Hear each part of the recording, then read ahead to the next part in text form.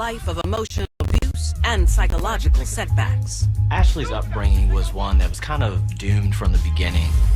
But when she finds a boy who brings balance to her world, she'll go to the ends of the earth to keep him. It was a terrible scene, like something out of a horror film.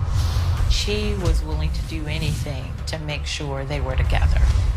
And later in Inkster, Michigan, following a series of family tragedies, Darlene Binyard is desperate to fill an emotional void. Darlene was always looking for that strong male figure in her life. But when true love comes knocking, it'll open a terrifying door she should have kept locked forever. Loving each other that much and doing what they have done is disgusting. They were ride or die and were in it until the end. There are hundreds of thousands of women in prison at any given time in the U.S. These are the true stories of women who committed heinous crimes in the name of love. For my man. Surrounded by crack houses on the dark side of Birmingham, Alabama, Ashley Jones's moral foundation was destined for destruction. You're in a housing projects community. There are a lot of folks that are there that are low income, and a lot of times there is crime associated with that.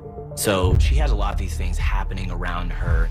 In addition to the troubles outside the walls, there's plenty of evil lurking within her own family. Her father was very temperamental, and she didn't have any role models because both her parents had their own issues. They didn't resolve conflict through talking. They fought.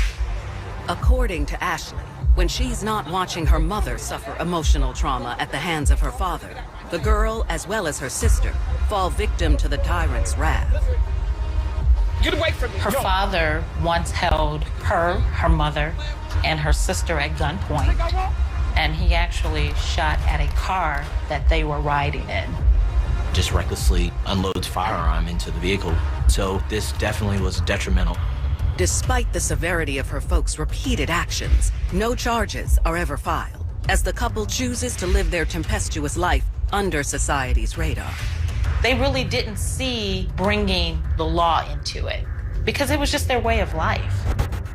As Ashley grows up, the extreme conditions wreak havoc on the girl's psyche, manifesting into trust issues and leaving her with a jaded sense of right and wrong.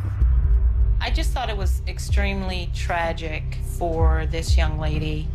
She had no chance for a better life. She was doomed. It's tough enough to grow up and deal with the changing emotions and hormones and all of those things that are part of getting older and evolving. But to grow up in such a turbulent sort of environment, that will have a lasting, devastating effect on one's life. As time passes, Ashley's mom makes the decision to leave her husband behind and remarry. It got worse because the man who then came into the picture pretty much replaced what the old husband did, and you have Ashley who is continuing to see this destructive behavior. It started to affect her mental health. She would sometimes laugh to herself, talk to herself. She was paranoid. Her inability to fit in quickly makes her an outcast and causes the reclusive ninth grader to seek out a fatal solution to her problems. She was taking prescription medication to overdose. Once that didn't really work, she attempted to cut herself. That landed her in the office of the psych counselors who diagnosed her with chronic depression. For some people who cut themselves or try to attempt suicide in general, well, they may be trying to deal with some strong emotions, intense pressure, upsetting relationship problems. Sometimes it's something as simple as relief from bad feelings. Instead of being put on medication, she and her sister are shipped off to live with their grandparents, DeRoy and Mary Knowles, as well as her Aunt Millie, who also lives in the house. Her grandfather was very loving. He was a church man. I think they called him Deacon Knowles. He was a deacon in the church.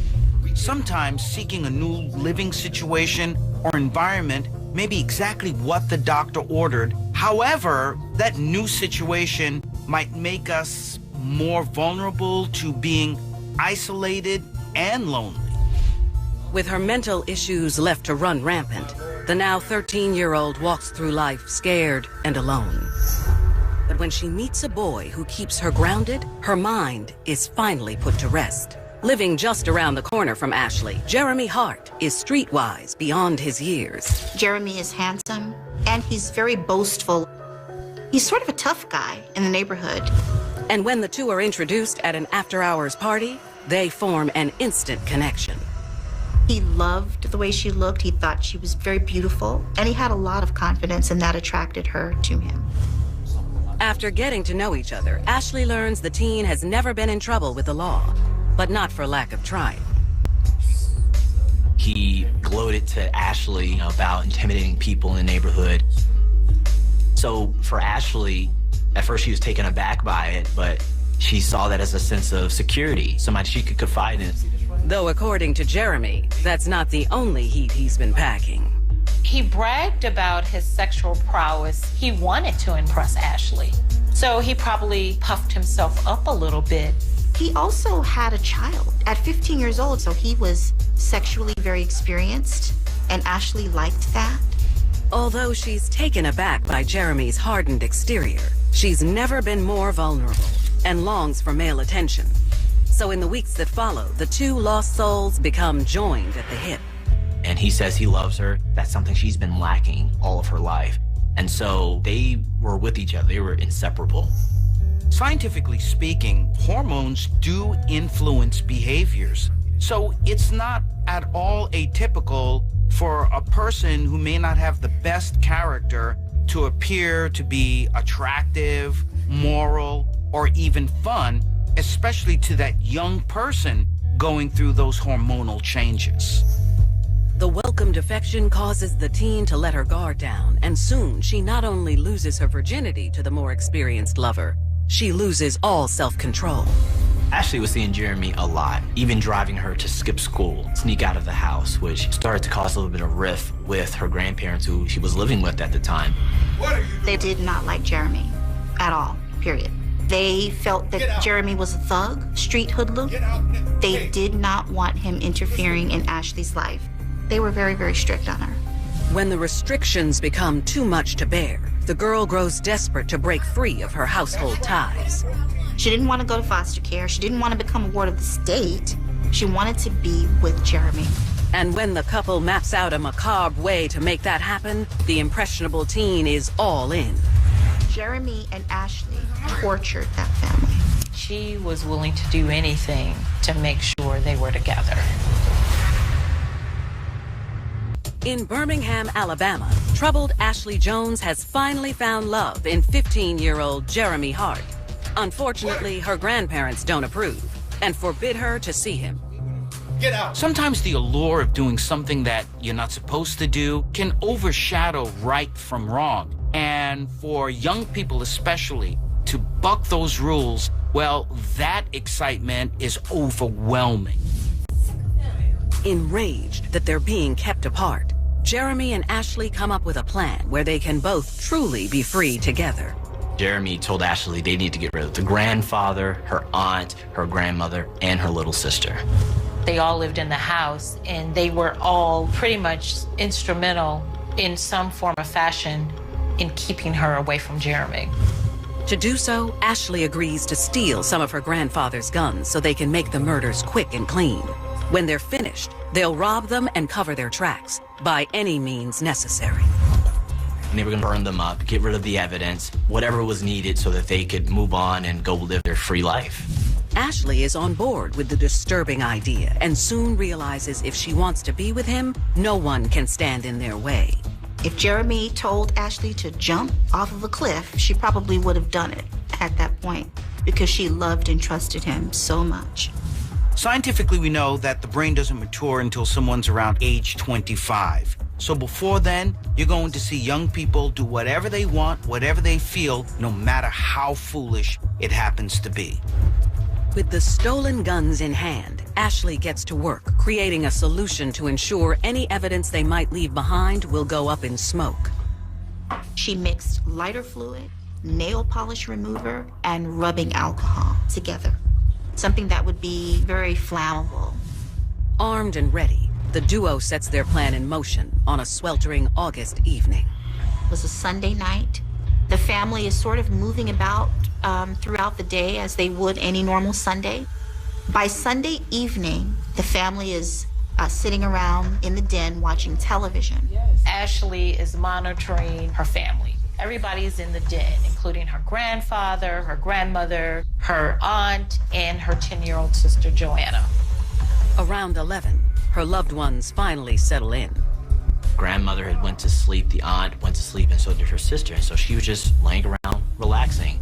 And her grandfather started to nod off while watching TV. And that's when she hit up Jeremy to come over, and she snuck him in. Jeremy, with his red bandana around part of his face and gun in hand, he went inside the house and approached DeRoy Knowles. Without hesitation, Jeremy raises the gun and shoots her groggy grandfather in the head. Miraculously, he didn't die instantly. He actually stumbled towards the kitchen and collapsed on the ground. Next, the pair goes upstairs to Millie's bedroom, where Jeremy unloads 3 bullets into the unsuspecting aunt. Ashley actually saw that Millie was still breathing. When Jeremy told her, finish the job, grabbed these portable heaters, and they started beating Aunt Millie with the heaters. Meanwhile, in the next bedroom, Ashley's grandmother has awoken and comes to see what all the commotion is about. Jeremy! The first person she sees is Jeremy with this red bandana concealing part of his face. But she does recognize him. Using his final bullet, Jeremy fires at the frail matriarch, striking her in the shoulder and leaving her for dead. They scrambled downstairs, and that's when they discovered that Ashley's grandfather was still alive. And Jeremy started beating Ashley's grandfather with everything he had to try to finish him. But before he killed him, he asked where was the money. He needed money. Where's the money? He told Jeremy that the money was under the mattress and they found $300. With loot in hand, the couple no longer has a use for DeRoy and decides to finish him off. Jeremy grabbed a kitchen knife and stabbed Ashley's grandfather in the throat 2 times, and then he sliced his throat open. Ashley took her concoction and poured it over the grandfather and lit him ablaze. Research suggests that children who have been involved in parricide, which would be the killing of parents or grandparents, tend to fall into 3 categories. One would be severe mental illness. The second would be very dangerous antisocial behaviors. The third would be victims of physical and/or emotional abuse. But to light someone on fire, well, that takes that to a whole new category. The fire on his body rages, then quickly snuffs out as DeRoy lets out a final dying groan. A noise that triggers a wounded grandma to muster her energy and lurch downstairs. She staggered over to her husband and tried to save his life. And so that's when Ashley went over and just started to repeatedly stab the grandmother. With most of the family believed to be dead, Ashley covers the rest of their bodies in her handcrafted fire starter and lights the fuse. Just then, a tiny figure appears. It's 10-year-old Joanna, and she quickly makes a break for the exit. She tried her best to get out of there, but before she can reach the door, Jeremy grabs her. Pulling out a different and fully loaded gun, Jeremy presses the barrel directly against his hostage's temple. And later, in Inkster, Michigan, Darlene Vineyard gets a hard lesson in love when she lets her man steal more than just her heart. If Dewan said this is what we need to do to be happy, then Darlene was all in. She believed in him, and ultimately, that's what caused her to commit these crimes. According to Ashley, when she was just a young girl, her mom asked her to stab her own father so it would look like an innocent accident. Fortunately, the toddler disobeyed. Perhaps this was the mother's way of getting rid of the father by using a child, because a 3-year-old probably wouldn't be arrested for it. Ashley Jones and her boyfriend Jeremy have just brutally ambushed some of her family members in their Birmingham, Alabama home. But when the presumed lone survivor, her 10-year-old sister Joanna, makes a break for the door, Ashley enters the fray. ready to sever her family ties once and for all. Ashley began stabbing her sister 13 and 14 times. One stab wound punctured her lung. It's ironic because initially Ashley was kind of like her guardian to some degree. And for her to turn on her sister and attempt to kill her, that just spoke to how strongly they were trying to be together at no cost. As the child collapses on the ground, the murderers assume they've done her in. Little do they know, wounded Joanna is savvier than they ever imagined. The sister played dead. I think she knew that there was not going to be many ways out of this situation. For a 10-year-old child to be able to think so quickly is nothing short of a marvel. So to call her courageous would be an understatement of epic proportions. With the job believed to be done, Jeremy tells his girlfriend it's time to move on to phase 2. He instructed her to find towels, bed sheets, paper, to make this fire where they could set it ablaze and bring the whole house down. After dousing the items and lighting the fuse, the couple quickly makes a break for the exit. Once outside, they steal her grandparents' Cadillac before heading to a nearby hotel, where an older friend has rented them a room to hide out. Once they got to the hotel, it was almost as if nothing happened. Their plan, went off without a hitch.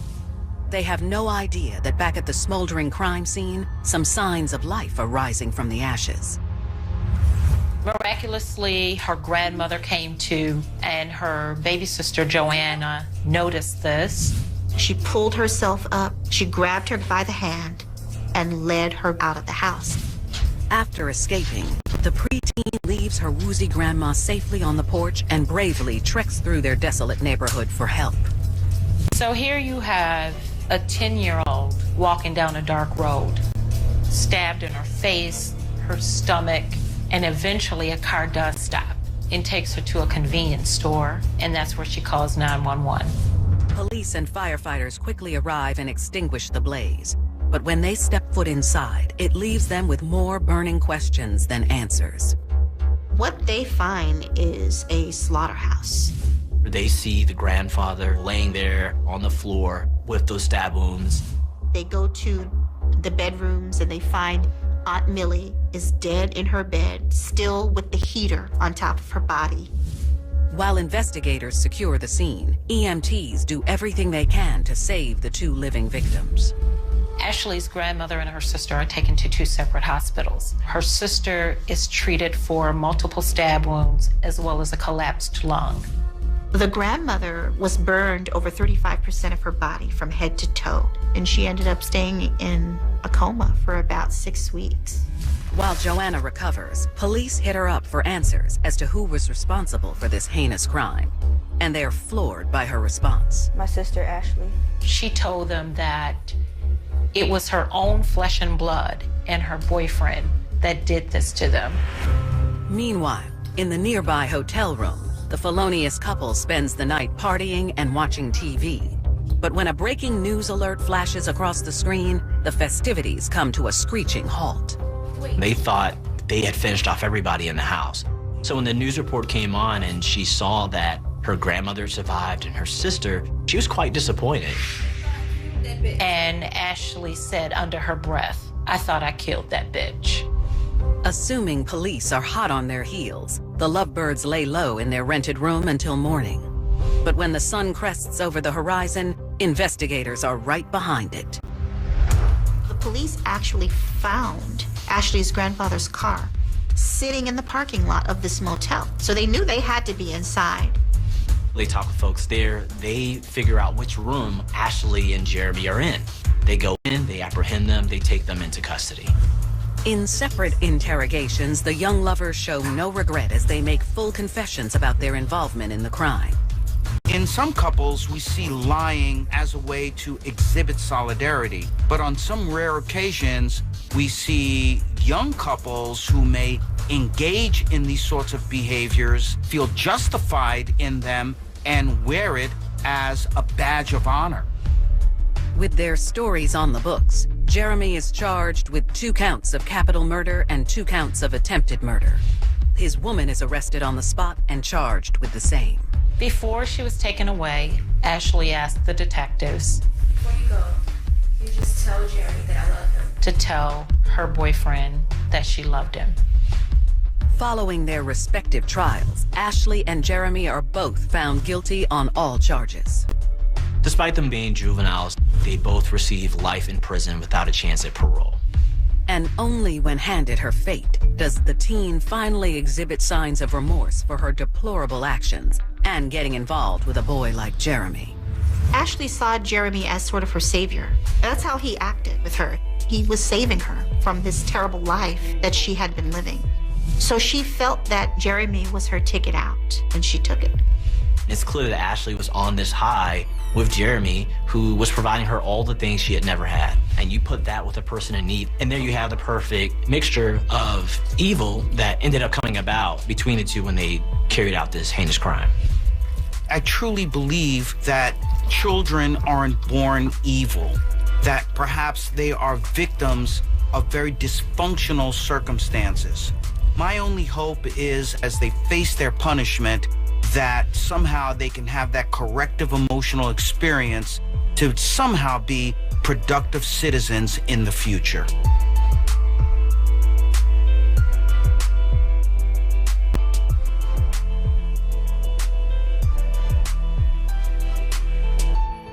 Ashley's future crashed and burned when she let the boy of her dreams rake her through the coals.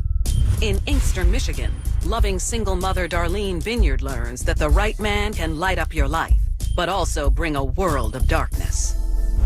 Although things haven't been easy for Darlene or her 7 loving brothers and sisters, the beautiful 16-year-old is determined to make sure her story is a happy one. She just enjoyed spending time with her friends. Like, the one thing she really enjoyed was writing. She loved writing. She loved poetry.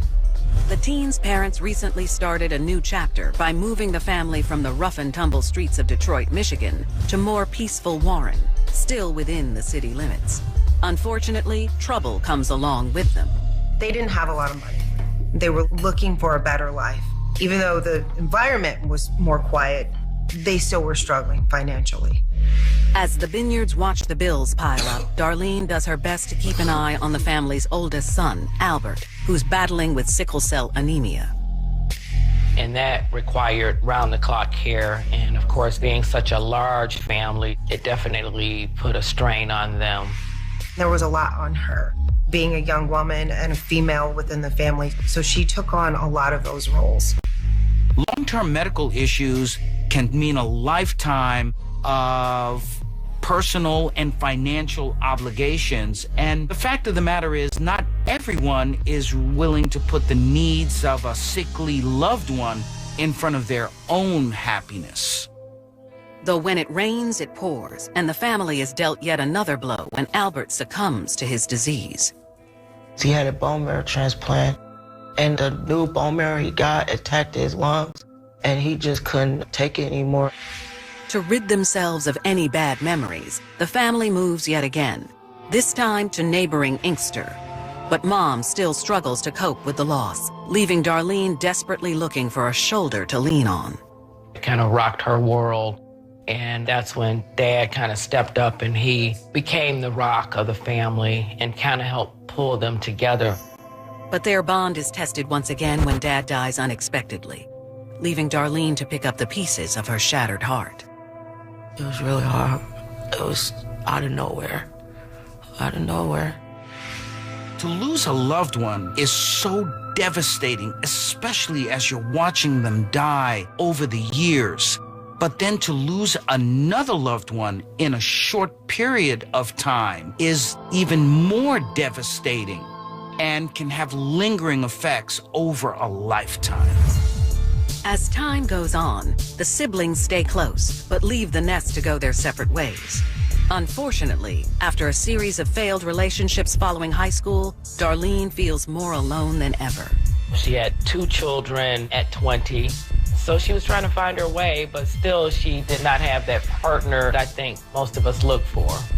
Darlene was daddy's girl, and she was still looking to fill that void, to fill the love that she had in the relationship that she had with her father. That is, until she meets a man who takes hold of her heart, and shepherds her down a path of greed, violence, and deceit. Going into someone's house is always a huge risk, but after all, this is the man she loves. Doing what they have done is disgusting. It was like Bonnie and Clyde to me. Create the love and companionship lost by her father's death. Single mother Darlene Binyard is fighting for emotional survival in Inkster, Michigan. The effects of losing a parent can last a lifetime, and a vulnerability that we feel now puts us at risk for lowering our standards in people who may not be healthy for us. But when a sibling introduces her to Duane Crawford, she finally feels whole again. He was living down the street from her sister. So when she goes to visit her sister, there he is right in the neighborhood. After exchanging pleasantries, Darlene can instantly feel herself being drawn in by the 22-year-old's charm and charisma. He was funny, he liked to joke around. They chatted it up and found out that they had a lot in common. Like Darlene, Duane has also faced his fair share of struggles and is trying to piece his life back together.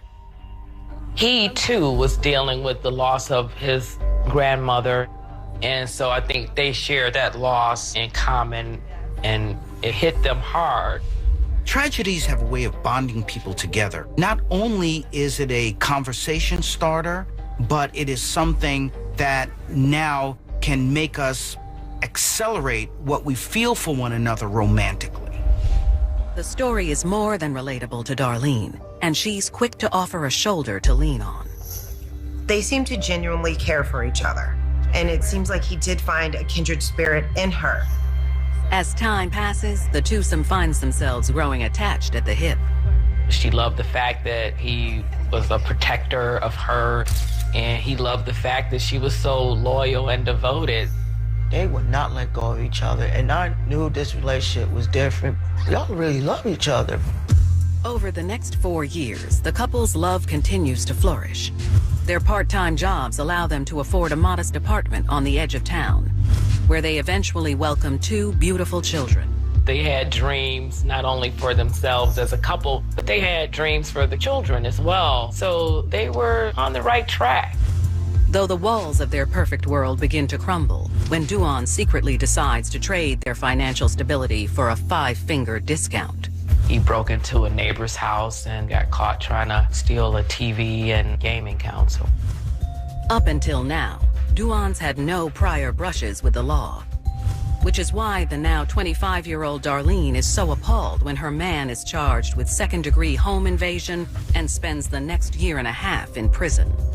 And that was very difficult on Darlene. They were already struggling, but now you add the fact that he's gone and she has to take care of that family completely on her own.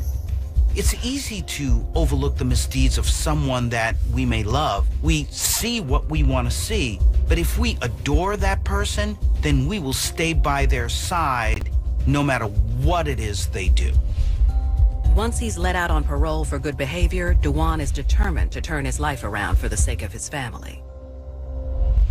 He thought that he would be able to pull things together and make a clean start of it, but they had money problems and things got so bad that they ended up being evicted from their home. They sent their children to live with more stable family members. Displaced and alone, the pair desperately searches for a new home sweet home. And when they stumble upon an abandoned house, they decide to lay down the welcome mat. They was squatting in the house, and they was there for a year, so they had squatters' rights. She had it nice and neat and everything. Not only do the new digs offer the couple freedom to do as they please, it's a place to lay low from the government's prying eyes. She picked up a drug problem, and because of their living conditions and the fact that their children weren't living with them, they were being investigated by Child Protective Services. I think that it was just the toll that things had taken on them because they had been through a lot. They were down, they were out. Instead of scrounging money to find a more suitable place and possibly get their children back, the unmotivated couple spends the next few months spiraling deeper into dissent. The drugs was that more important than our family, the kids. That's when the couple discusses a surefire way to feed her needs. Rob some houses. They decide to start breaking into homes as a way of earning some quick cash and putting some food on the table. Desperate people do desperate things, and when you hit rock bottom, it is so easy to take that illegal road to get to where you want to be. Darlene is initially hesitant, as she's always tried to live on the up and up. But in the end, if this is what they need to do, to be a happy family, to get our lives back on track, makes me believe Darlene was all in. So in the wee hours of a September morning, Duane walks to the nearby town of Westland, setting off a terrifying chain of events which leaves police baffled and residents of their quiet community deadbolting their doors. I don't think you can ever really forget when someone points a gun in your face. Her love for him outweighed everything else. Barely scraping by on the streets of Inkster, Michigan, Darlene Binyard and her boyfriend, Duane Crawford, have come up with a plan to put some easy money in their pockets. The ride-or-die couple is going to find random houses to rob and decides to start their spree in nearby Westland. When things aren't going our way, it's really easy to lose sight of our moral compass and get involved in activities that are illegal, abhorrent, or just plain wrong. For their first heist, Darlene waits at home while the more criminally experienced Duane takes the reins. I think he wanted to show her that he could do this. He walks about 3 miles and finds a house that is easy to break into. He cut the screen out of the rear kitchen window, got into the house. He grabbed a purse off the table and some cash, credit cards, and bolted out, never even seeing anyone. It was a piece of cake. After returning to his woman, the couple uses the pilfered earnings to splurge on some basic human necessities. And that goes back to showing you just how poor they were and how they were struggling. With the success of the first robbery, it's not hard for the couple to try their luck again, a few nights later in Garden City, 3 miles away. Only this time, he wants her to tag along. Before, she had just sat back home and waited for him, but now she's an accomplice. She's with him to do this dirty work herself. They quickly spot a home with no outside lights, dogs, or security systems. And Duane forces his way inside, through the locked front door, though he's shocked to see the aging homeowner waiting for him. It took him off guard because now he's faced with a decision of what do I do with this person who's in this house? So he forced the elderly man into a back bedroom, and Darlene stayed in the living room. A few minutes later, Duane emerges with a handful of stolen goods, including keys to the man's vehicle. They took his gun and took his car that he worked hard for. He has a family that cares about him. How dare you do this? And that changed everything because now they're not limited to where they can get to on foot. The rattled but uninjured homeowner dials 911, reporting the attack as well as his stolen Impala, while the robbers quickly flee, relieved that no one got hurt. What if that man killed you? What if y'all killed him? It would have been tragic. Police take the man's report seriously and promise to be on the lookout for his stolen ride. Meanwhile, it's just before 6 a.m. when Duane suggests they strike again, this time in their hometown. They go back to Inkster and they pick this particular house. Again, he kicks in the front door. After holding the female homeowner at gunpoint and swiping her laptop and some credit cards, the duo quickly vanishes back into the night. And then they headed to the car, loaded the stuff in the car, and they were out of there. When they leave, the woman calls police and she reports what happens. Investigators add her complaint to the growing list of troubling reports as the couple continues their felonious spree in nearby Westland. And they were looking for houses that didn't appear to have a security system, didn't have lights on, no cars in the driveway. If it was unsecured, then they would go inside. Only this time, a family is just beginning their day when the duo creeps in through an unlocked side door. They were getting the kids ready for school and getting ready to get to work. And so it certainly caught this family by surprise and off guard. Holding them at gunpoint, Duane demands they hand over their wallets. And as the family trembles in fear, they realize their fates rest in the hands of Duan's itchy trigger finger. You have no idea what this person is going to do or what they're capable of. I can't imagine what they went through. Their lives are not the same. Before he turned to a life of crime, Duan was determined to make something of himself, and even studied heating and cooling at a local trade school. I wonder how things would have been if he would have completed school, if he would have stayed on his job. Maybe he wouldn't have gotten in all this trouble. Darlene Binyard and her man, Duan, are holding an innocent Westland, Michigan family at gunpoint. Their latest targets in a string of robberies. Your life is probably flashing before your eyes. Your heart's racing. You don't know if you're going to die at this point, and you very well could. So when Duan threatens to pull the trigger if they don't hand over some cash, they have no choice but to give in to the madman's demands. No one was hurt. They got away with their wallets and their bounty for the day and headed back to the getaway car. To rob houses is one thing, but to hold people at gunpoint? Well, that's not only a lack of self-control, but in my opinion, is selfish, monstrous, and shows a complete lack of responsibility. Not pressing their luck anymore that day, the couple heads to Duan's unwitting aunt's house to hole up and count their booty. They were kind of just reveling in the success of their robberies. They're at a point of no return. They're not ready to stop. They're ready to keep going. It was disgusting, and it broke our hearts, because we would never think that she would do anything like this, and we weren't raised that way at all. There's a school of thought that looks at crimes being some sort of a self-medication. In other words, people get involved in it in order to feel better about themselves. Unfortunately, when they head to Inkster to strike more houses the next night, they hit an unexpected roadblock. The car that they had stolen from the elderly man in Garden City ran out of gas.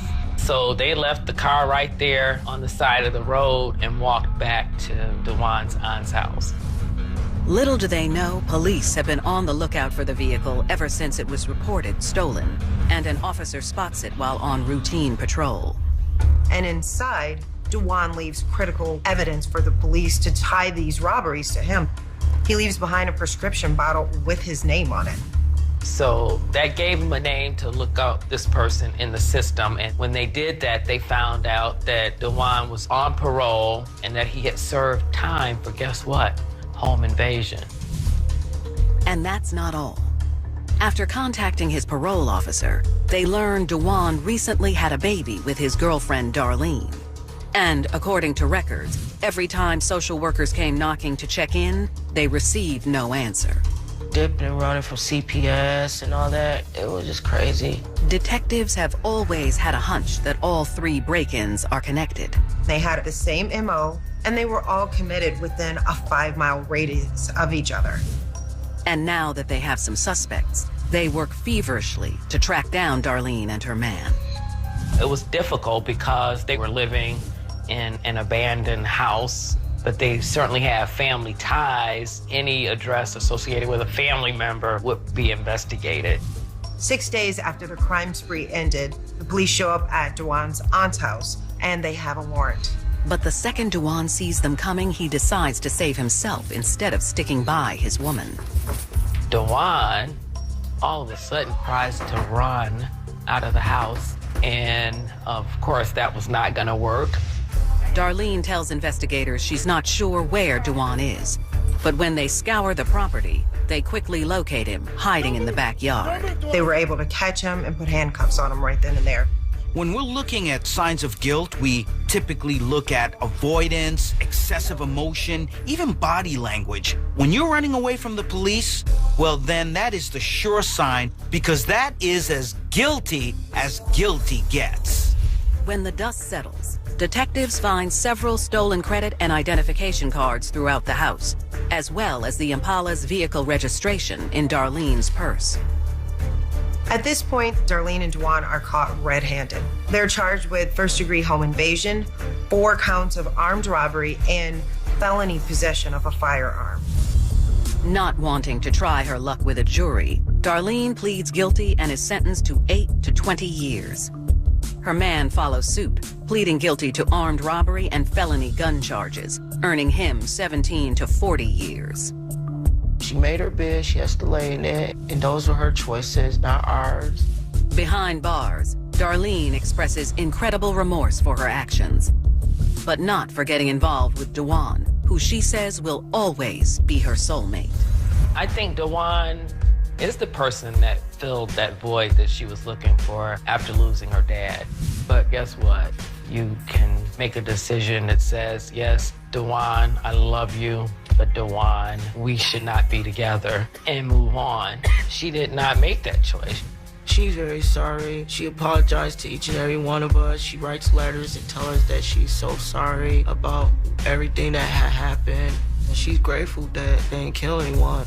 The tragedy here is that you have two people who came from solid backgrounds, but yet somehow fell prey to the dark side of life. And not only did they lose their freedom, but now there are 6 children who are going to grow up not ever getting to know their parents.